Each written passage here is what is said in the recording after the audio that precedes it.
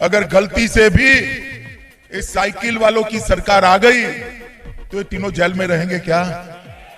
हमारी छाती पर बैठकर मूंग दलने का काम करेंगे भाई, मूंग दलने का काम। नमस्कार, सीएसके न्यूज में आपका स्वागत है दोस्तों। आज बड़ी खबर निकल के आ रही है। गुजरात में इंडियन नेवी ने 2000 करोड़ का ड्रग्स पकड़ा। पाकिस्तान से समुद्री रास्ते से लाई जा रही थी खेप। बड़ी कार्रवाई कर दी है सेना ने, कहीं ना कहीं तरीके से पाकिस्तान को कमर तोड़ दी है। दूसरी बड़ी अपडेट आप बताएंगे, जम्मू कश्मीर शहीदों के परिजनों को सरकार देगी 25 लाख की आर्थिक सहायता। आशा वर्करों को प्रति माह 1000 का इंसेंटिव होगा, वो हम आपको बताएंगे। दूसरी तीसरी बड़ी अपडेट, हिजाब विवाद में अमेरिका ने एंट्री की तो भारत ने भी दिया करारा जवाब, ये हमने आपको बताया।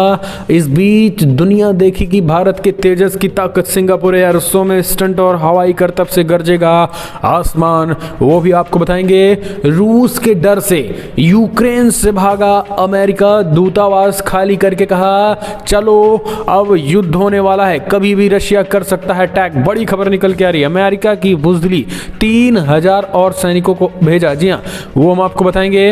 इस बीच बड़ी खबर क्वाड को लेकर आ रही। क्वाड बैठक, एस जयशंकर बोले चीन ने तोड़े लिखित समझौते, सीमा पर हालात बिगाड़ने के लिए है जिम्मेदार। तो एक एक करके आपको विस्तार से बताएंगे। तालिबान ने यूएनएचआरसी के कर्मचारियों और 2 विदेशी पत्रकारों को किया रिहा, वो भी हम आपको बताएंगे। और भारत को चीन से मिल रही सबसे कड़ी चुनौती जानेंगे। चाइना को सबसे कड़ी चुनौती दे रहा है भारत, तो अमेरिका ने ऐसा क्यों कहा, तो सब कुछ खबर जानेंगे। लेकिन उससे पहले छोटा सा निवेदन, अगर आपने चैनल को सब्सक्राइब नहीं किया तो पल पल के अपडेट के लिए चैनल को सब्सक्राइब करना न भूले दोस्तों। और देश के इंडियन आर्मी पे अगर आपको भी गर्व है तो कमेंट के माध्यम से जय हिंद लिखना मत भूलिए। दरअसल पहली बड़ी अपडेट निकल के आ रही है। गुजरात में इंडियन नेवी ने 2000 करोड़ का ड्रग्स पकड़ा। पाकिस्तान से समुद्री रास्ते लाई जा रही थी बड़ी खेप। दरअसल भारतीय नौसेना को शनिवार को बड़ी कामयाबी मिली है। गुजरात में इंडियन नेवी ने पाकिस्तान से समुद्री रास्ते से भारत में लाई जा रही ड्रग्स की बड़ी खेप पकड़ी हुई है।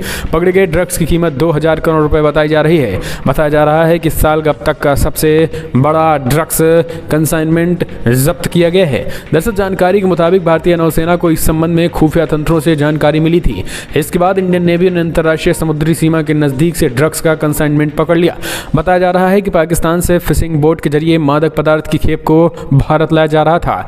बता दें कि इससे पहले जनवरी में गुजरात के कच्छ में मुद्रा पोर्ट पर पहली एक बार फिर बड़ी मात्रा में नशे का सामान पकड़ा गया।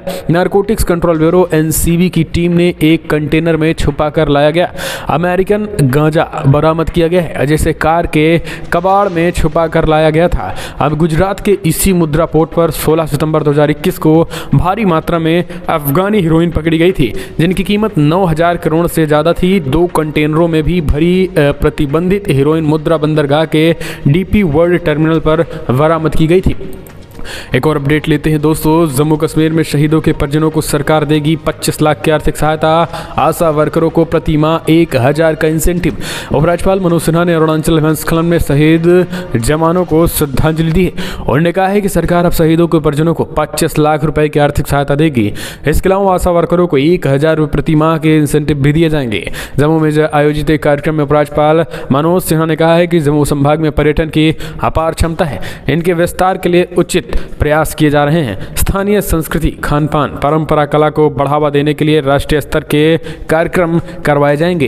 प्रसाद योजना के तहत केंद्र की ओर से लगभग 91 करोड़ की लागत से कटड़ा में तीर्थ यात्री सुविधाएं और 38 करोड़ रुपए की लागत से शिव शक्तिधाम तथा छोटी गंगा टूरिज्म परियोजना को मंजूरी दे दी गई है।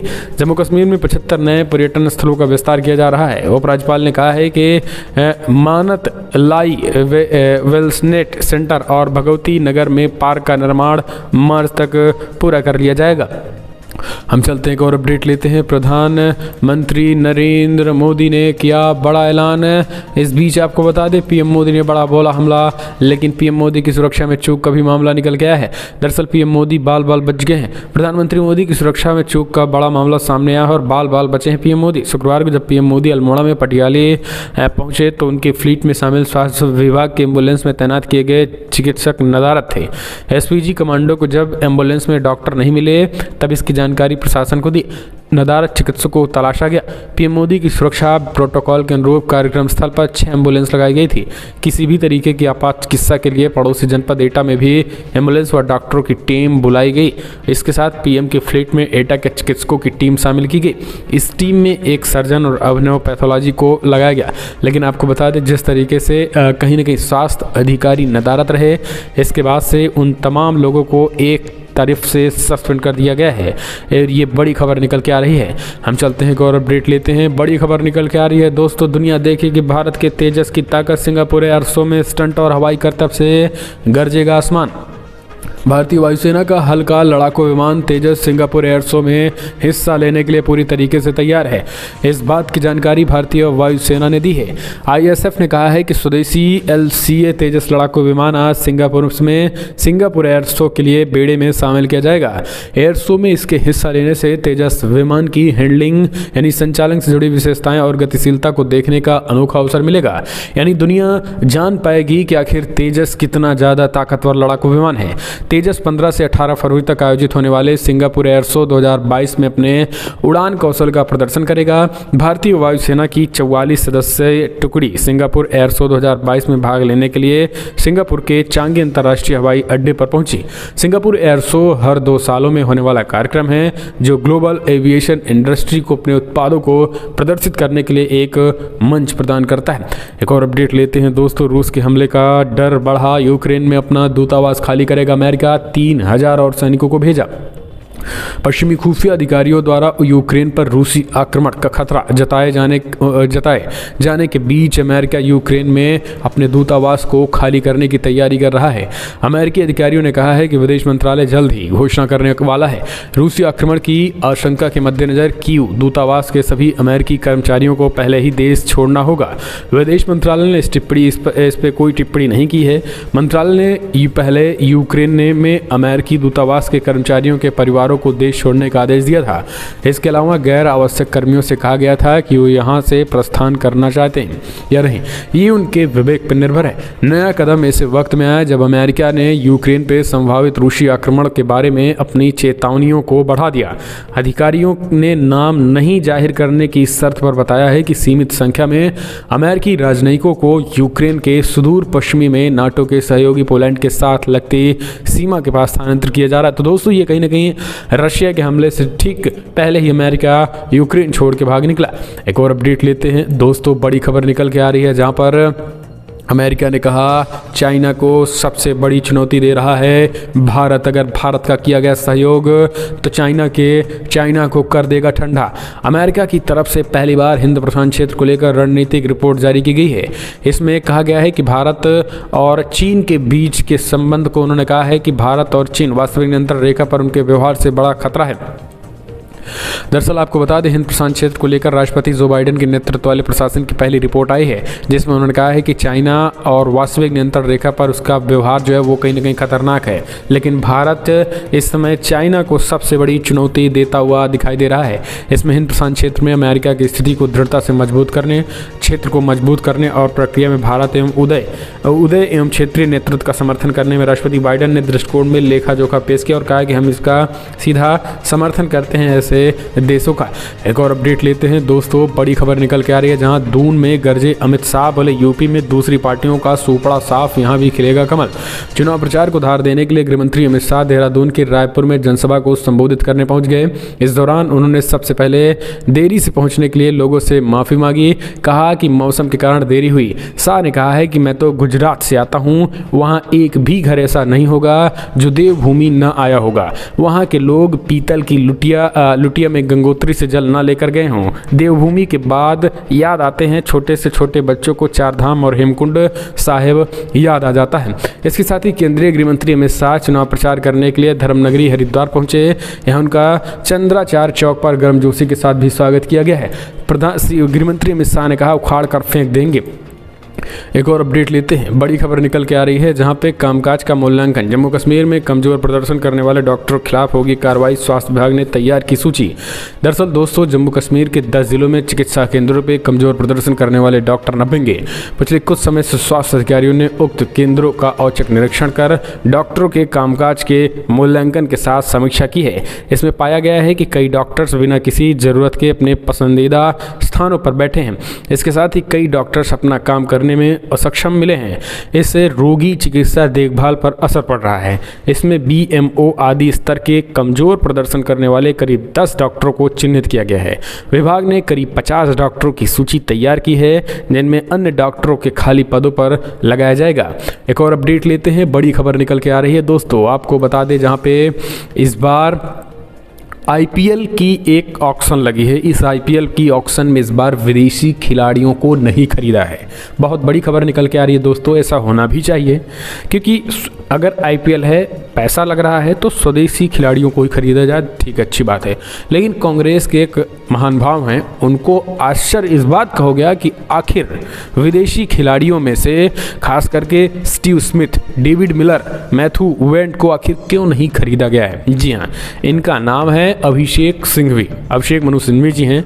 इन्होंने कहा है कि IPL 2022 की मेगा नीलामी बेंगलुरु में हो रही है और इसमें खास करके श्रेयस अय्यर, दीपक चाहर, ईशान किशन जैसे खिलाड़ियों को खूब धनवर्षा हुई, लेकिन स्टीव स्मिथ, डेविड मिलर जैसे विदेशी खिलाड़ी को पूरी तरीके से साइड लाइन कर दिया गया और पहले राउंड में नीलामी नहीं हुआ है। तो अब कांग्रेस को इस बात की भी दिक्कत है, यानी अगर देश में स्वदेशी चले और कहीं ना कहीं खिलाड़ियों में भी भारतीय जो छोटे खिलाड़ी उनको महत्व मिल रहा है, तो इस बात से भी कांग्रेस को दिक्कत हो गई है। अब आप समझ सकते हैं, ये सुधार भी मोदी सरकार ही कर रही है कहीं ना कहीं, तो ये भी एक अच्छी बात है, क्योंकि ये सुधार होना चाहिए और यहाँ की प्रतिभा को सम्मान मिलना। निकल के आ रही है, आपको बता देगा आतंकी हमला हुआ था कल बादीपुरा में, जहाँ पे उपराज्यपाल मनोज सिन्हा ने दिया आतंकियों को चेतावनी, आंसुओं की एक एक बूंद का लिया जाएगा बदला। जम्मू कश्मीर के उपराज्यपाल मनोज सिन्हा ने बादीपुरा आतंकी हमले की कड़ी निंदा की है। इस हमले में एक पुलिसकर्मी शहीद हो गए हैं और 4 अन्य घायल हो गए हैं। उन्होंने एक कहा है कि शहीद पुलिसकर्मी बलिदान को याद रखा जाएगा और उनके परिजनों के आंसुओं की एक एक बूंद का बदला लिया जाएगा। उपराज्यपाल ने ट्वीट किया है, हमारे सुरक्षा कर्मियों पर जघन्य आतंकी हमले की कड़ी निंदा करता हूँ। मैं जम्मू कश्मीर पुलिस के शहीद SPO जुबैर अहमद शाह की बहादुरी को सलाम करता हूँ। हम उन्हें नहीं भूलेंगे और उनके परिजनों के आंसुओं की एक एक बूंद का बदला लिया जाएगा। मनोज सिन्हा ने शहीद के परिवार के प्रति गहरी संवेदना व्यक्त की और घायलों के जल्द स्वस्थ होने की कामना भी की है।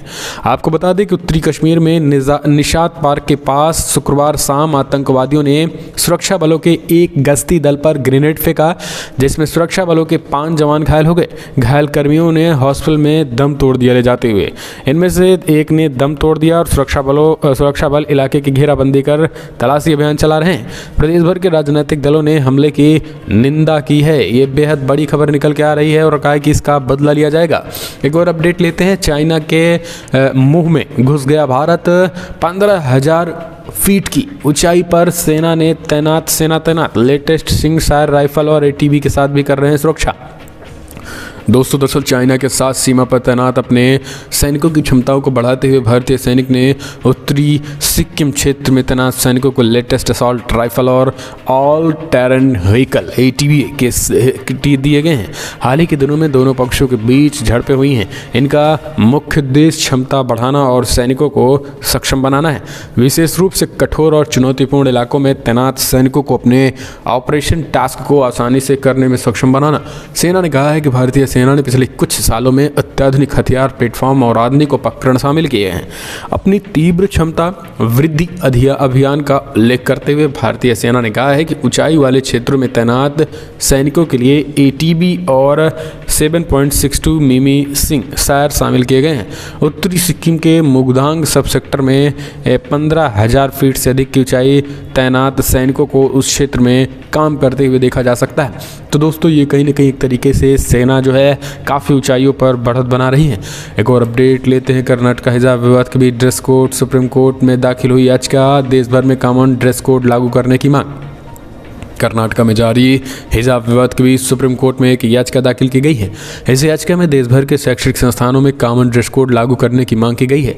याचिकाकर्ता का कहना है कि कॉमन ड्रेस कोड के लागू होने से हिंसा की काफ़ी हद तक कम किया जा सकेगा। यही नहीं, इस पहल से शिक्षा के वातावरण में भी कई पॉजिटिव चेंज देखने को मिलेंगे।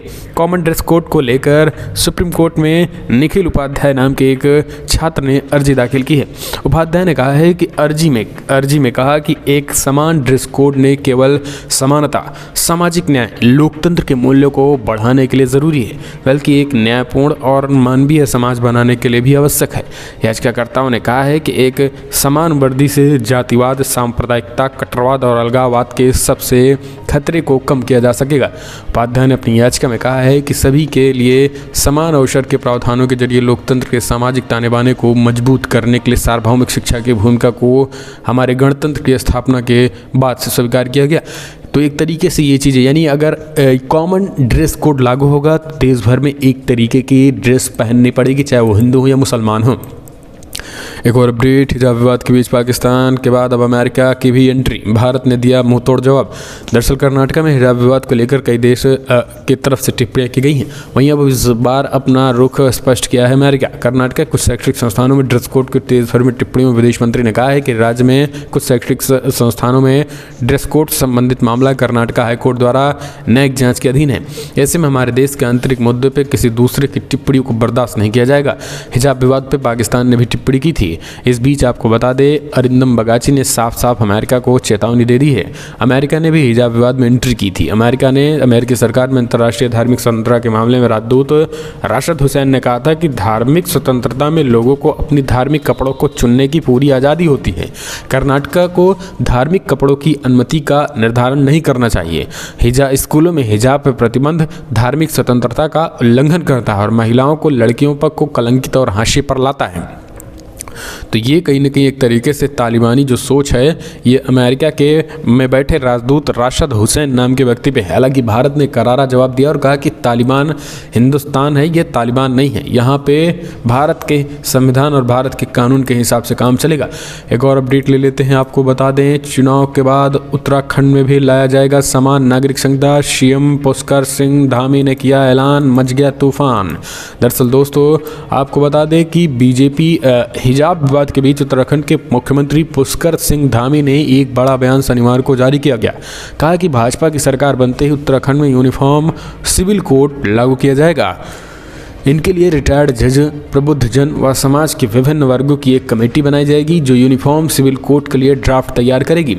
कहा है कि विवाह, तलाक, उत्तराधिकारी, ज़मीन, जायदाद जैसे विषयों पर सभी नागरिकों के लिए एक समान अधिकार होगा, चाहे वो किसी भी धर्म या जाति का क्यों न हो। धामी ने साफ तौर पर कहा है कि उत्तराखंड की सांस्कृतिक आध्यात्मिक विरासत की रक्षा के लिए भाजपा सरकार अपने शपथ ग्रहण के तुरंत बाद एक कमेटी को गठित करेगी, जिससे सभी नागरिकों के लिए समान कानून बनेगा।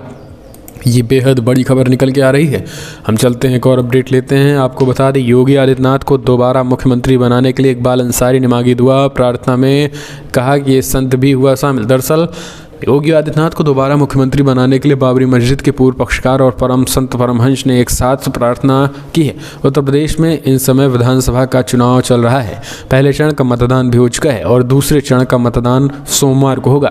ऐसे में प्रदेश में अलग अलग चुनावी रंग देखने को मिल रहे हैं। साधु संत हों या फिर मुस्लिम, सभी अपने हित के अनुसार अपनी निष्ठा प्रतिष्ठा प्रदर्शित करने में जुटे हैं। ऐसा ही कुछ अयोध्या में हुआ है।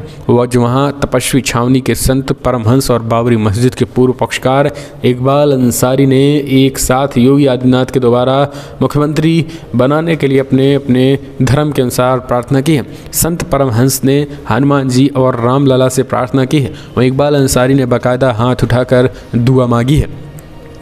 हम चलते हैं, एक और अपडेट लेते हैं। CAA विरोधी प्रदर्शनकारियों को जारी रिकवरी नोटिस को ले वापस, नहीं तो हम खुद करेंगे रद्द, यूपी सरकार से बोला सुप्रीम कोर्ट। दरअसल सुप्रीम कोर्ट ने उत्तर प्रदेश सरकार से दिसंबर 2019 में कथित CAA विरोधी प्रदर्शनकारियों को जारी किए गए रिकवरी नोटिस को वापस लेने के लिए कहा है। शीर्ष अदालत ने कहा है कि यूपी सरकार की कार्रवाई उनके द्वारा निर्धारित कानून के विपरीत थी। न्यायमूर्ति DY चंद्रचूड़ और न्यायमूर्ति सूर्यकांत त्रिपाठी ने ये बातें कही हुई हैं। एक और अपडेट लेते हैं दोस्तों, आपको बता दें जहाँ पे 1 साल के भीतर सऊदी अरब से लिया कर्ज लौटाएगा पाकिस्तान। बड़ी खबर निकल के आ रही है। सऊदी ने कहा जल्द हमारा पैसा वापस करो। टकराहट बढ़ गई है पाक और सऊदी में। नकदी संकट से जूझ रहे पाकिस्तान को 1 साल के भीतर सऊदी अरब को $3 अरब यानी लगभग 22,000 करोड़ रुपए देने होंगे। पाकिस्तान ने अपने विदेशी मुद्रा भंडार को मजबूत करने के लिए सऊदी अरब से पिछले साल ये कर्ज लिया था। पाकिस्तान के वित्त मंत्री शौकत तरीन ने अपने देश की संसद के उच्च सदन सीनेट को बताया है कि सऊदी फंड फॉर डेवलपमेंट ने पिछले साल अक्टूबर में देश के मुख्य bank state bank of Pakistan के खाते में ये धनराशि डाली थी। पाकिस्तान ने 1 साल के भीतर ये धनराशि लौटाने का वायदा किया था। तरीन ने बताया कि इस कर्ज पर 4% की दर से ब्याज की थी, जिसे हर 3 महीने में भुगतान करना था। और उन्होंने कहा कि दुनिया भर में ब्याज दर में हो रही वृद्धि को देखते हुए 4% की ब्याज दर को बुरा नहीं कहा जा सकता है। समाचार एजेंसी NI की रिपोर्ट्स के मुताबिक पाकिस्तान के प्रधानमंत्री इमरान खान ने माना है कि वो देश में बदलाव लाने में विफल रहे हैं और उन्होंने कहा कि वो सत्ता में आने से पहले किए गए वादों के मुताबिक देश में बदलाव नहीं ला सकते हैं। इस तरीके की उन्होंने बातें कही हैं। एक और अपडेट लेते हैं। हिजाब विवाद के बीच मुस्लिम शख्स ने पहनी भगवा टोपी, गूंज उठा जय जय श्री राम का जयकारा। चित्रकूट भारत हिजाब विवाद को लेकर उठा विवाद चुनावी राज्यों तक भी पहुंच चुका है। दरअसल उत्तर प्रदेश में भी इसकी गूंज सुनाई दे रही है। इसी बीच धर्मनगरी चित्रकूट से सांप्रदायिक सौहार्द को बढ़ावा देने वाली एक खबर सामने आई, जहां चित्रकूट में एक ऐसी तस्वीर सामने आई जो हिंदू मुस्लिम एकता को दर्शा रही है। दरअसल उत्तर प्रदेश के राज्य मंत्री चंद्रिका प्रसाद उपाध्याय की बहू ज्योति उपाध्याय चुनाव प्रचार के सिलसिले के मुस्लिम बहुल क्षेत्र में गई थी, जहाँ उन्होंने एक मुस्लिम शख्स को भगवा टोपी पहनाई। इसके बाद जय जय श्री राम के नारों से गूंजने लगा और एक तरीके से हिंदू मुस्लिम सौहार्द देखने को मिला। हालांकि आपको बता दें मामला इतना ही होता तो ठीक था, लेकिन अब कुछ कट्टर मुस्लिम मौलवी कह रहे हैं कि भगवा टोपी क्यों पहन ली। अब आप समझ लीजिए कि अब जो मुस्लिम मौलाना ये कहते हैं कि बीजेपी हिंदू मुस्लिम कर रही, उनको शायद ये नहीं पता है कि हिंदू मुस्लिम सबसे ज़्यादा आप कर रहे हैं। और यही कारण है कि इस हिंदू मुस्लिम जहाँ एक तरफ